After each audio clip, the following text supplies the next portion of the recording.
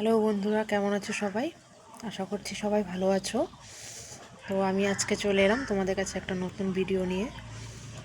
তো আমি আজকে তোমাদেরকে আমাদের বাড়িতে আমার শাশুড়ি মা মানে আমাদের ঘরে খাওয়ার জন্য মুড়ি ভাজে, তো সেটাই আমি তোমাদের সঙ্গে শেয়ার করব।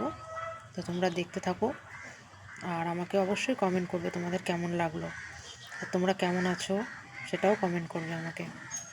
ঠিক আছে, দেখতে থাকো।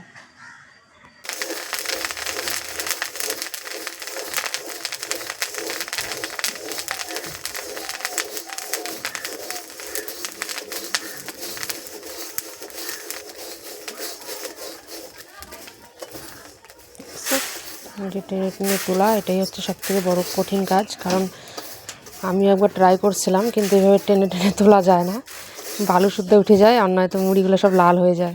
একটু বেশিক্ষণ থাকলে মুড়ি লাল হয়ে যায়, নাহলে বালু টালু সব উঠে যায়।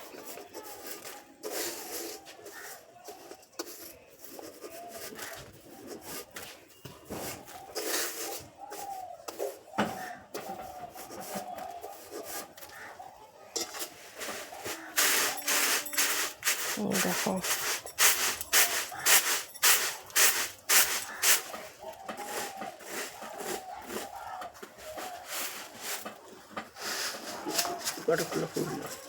দেখো কেমন লাগলো আমাকে কমেন্ট করে নিশ্চয়ই জানাবে।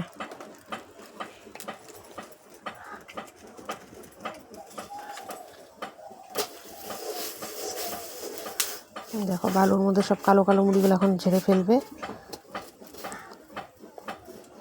তারপর আবার চাল দিবে।